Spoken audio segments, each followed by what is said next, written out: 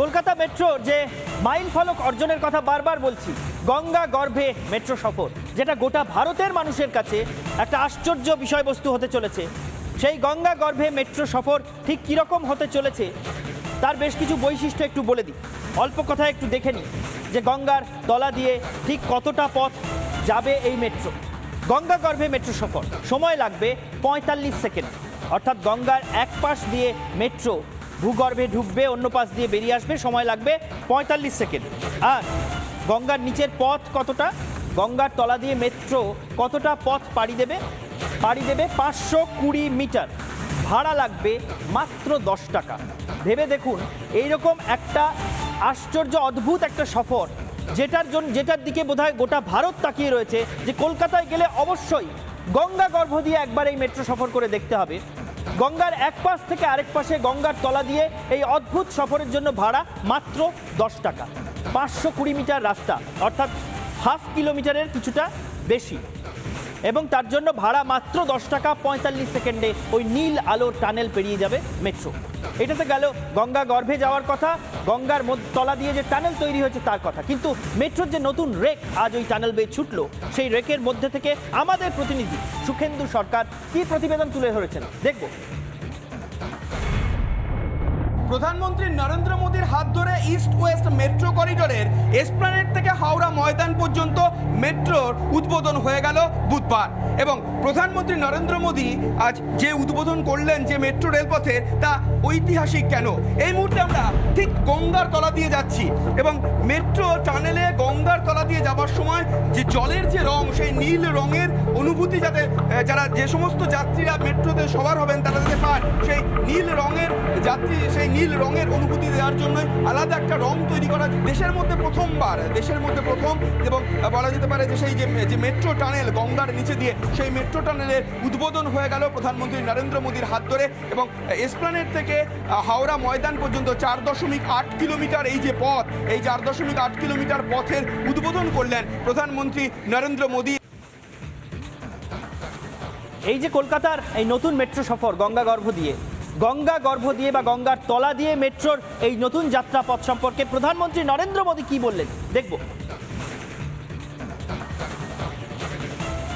कोलकाता तो वो शहर है जिसकी मेट्रो को देखकर कितनी ही पीढ़ियां बड़ी हुई है, लेकिन आज कोलकाता की मेट्रो इस बात की भी गवाह है कि बीजेपी सरकार कितनी तेजी से काम करती है।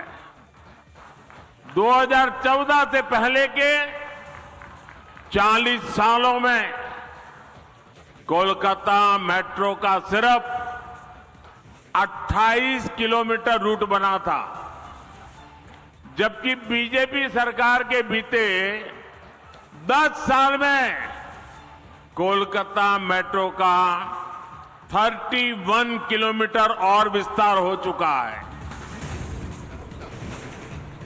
শুনলেন আপনারা প্রধানমন্ত্রীর বক্তব্য, যে ঠিক কতটা পথ জুড়ে গেছে এই মেট্রো পরিষেবার কারণে। চলুন এবার আপনাদেরকে একটা ছবি দেখাবো, একটা ম্যাপ দেখাবো। ধরুন এই দেশের কোনো প্রান্ত থেকে আপনি হাওড়া স্টেশনে এসে পৌঁছেছেন, হতেই পারে হাওড়া সব থেকে ব্যস্ততম স্টেশন, এবার সেখান থেকে আপনি গোটা কলকাতার যে কোনো প্রান্তে যেতে চান, কোনো অসুবিধা নেই, মেট্রো রয়েছে। কিভাবে? চলুন, হাওড়া আজকে যে মেট্রোটা চালু হলো সেটা হচ্ছে হাওড়া ময়দান থেকে হাওড়া হয়ে, মানে মহাকরণ হয়ে একেবারে এসপ্ল্যানেড অবধি যে মেট্রোটা আসছে, সেই পথটা আজকে উদ্বোধন করলেন প্রধানমন্ত্রী নরেন্দ্র মোদী। এবার আরেকটা বিষয় আপনাদেরকে জানাই, হাওড়া ময়দান থেকে মহাকরণ অবধি যে রাস্তাটা, সেই রাস্তাটা হচ্ছে নদী গর্ভের পথ, অর্থাৎ গঙ্গা গর্ভের যে পথ, সেই পথটা হচ্ছে হাওড়া ময়দান থেকে মহাকরণ অবধি যে পথটা। আচ্ছা, এবার আপনি এসপ্ল্যানেড তো চলে এলেন, এখন এসপ্ল্যানেড চলে আসার পর খালি একটা পথ বাকি আছে, সেটাও জুড়ে যাবে, সেটা ট্রায়াল রান হয়তো বা চলছে এখনো, খুব দ্রুততার সঙ্গে সেটা জুড়ে যাবে, সেটা হচ্ছে এসপ্ল্যানেড থেকে শিয়ালদা। তার কারণ শিয়ালদা থেকে সেক্টর 5 ইতিমধ্যেই জুড়ে গিয়েছে, অনেকেই যাতায়াত করছেন। কাজেই সেই জায়গা থেকে অসুবিধা হবে না। আবার এসপ্ল্যানেড এমন একটা জায়গা, সেই এসপ্ল্যানেডে দাঁড়িয়ে আপনি চাইলে এপাশে দক্ষিণেশ্বর চলে আসতে পারেন, আপনি চাইলে এপাশে কবি সুভাষ চলে আসতে পারেন, যে মেট্রো রুটটা আমরা সর্বাধিক ব্যবহার করে থাকি দীর্ঘদিন ধরে। কাজেই এসপ্ল্যানেডটাকে যদি আমি মাঝখানে ঢুকে নিই, যদি ধরে নিই, তাহলে একদিকে দক্ষিণেশ্বর, একদিকে কবি সুভাষ, ওপাশে হাওড়া থেকে জুড়ে গেল এসপ্ল্যানেড, আবার শিয়ালদা থেকে সেক্টর 5, খালি এসপ্ল্যানেড টু শিয়ালদা এইটুকুনি বাকি আছে সরাসরি একটা যোগসূত্র স্থাপন করতে। এখন এই বিষয়তেই আমরা কথা বলেছিলাম সিপিআরও কৌশিক মিত্রর সঙ্গে, যে এই রাস্তাটুকুনি আর কবে জুড়বে, আর কটা দিন আমাদের অপেক্ষা করতে হবে, তারপর তো মুশকিল আসান। কি জানিয়েছেন তিনি, শুনুন একবার।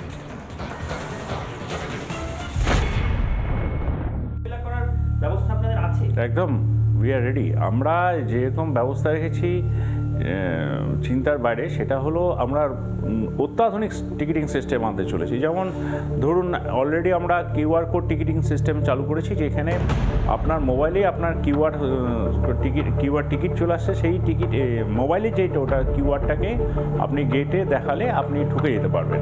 এরকম সিস্টেম আমরা আনতে চলেছি খুব শীঘ্রই। আমরা পেপার কিউআর টিকিট অলরেডি চালু করে দিয়েছি শিয়ালদা থেকে সেক্টর 5 এরিয়া, যারা শিয়ালদা সেক্টর 5 এরিয়া যাতায়াত করেন তারা দেখতে পাবেন। আর হয়তো ভবিষ্যতে হোয়াটসঅ্যাপ টিকিটও চালু করে দেবো। আমরা শুনছিলাম কৌশিক মিত্রর কথা। তিনি মেট্রো রেলের এবং পূর্ব রেলের মুখ্য জনসংযোগ আধিকারিক।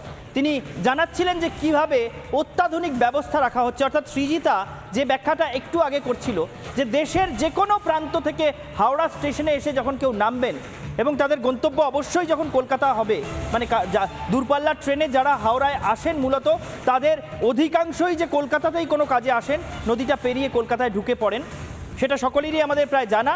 ফলে বিপুল সংখ্যক যাত্রী দেশের নানা প্রান্ত থেকে হাওড়ায় এসে যখন কলকাতায় নানা প্রান্তে ছড়িয়ে যেতে চাইবেন, তখন কোন মেট্রো মানচিত্র কোন কোন পথে তাদের কোথায় কোথায় পৌঁছতে সহযোগিতা করবে সেটা সৃজিতা খুব সুন্দর করে দেখালো। হাওড়া থেকে এখন সরাসরি মেট্রো ধরে এসপ্ল্যানেড হয়ে কেউ দক্ষিণেশ্বরও চলে যেতে পারেন, কেউ চলে যেতে পারেন কবি সুভাষের দিকে। আবার যদি শিয়ালদা থেকে এসপ্ল্যানেড পর্যন্ত জুড়ে যায় তাহলে সেক্টর 5ও অত্যন্ত সহজে আসা যাবে। আবার দক্ষিণে তারাতলার দিকে সেদিকেও মেট্রোর আরও সম্প্রসারণ হয়ে গিয়েছে।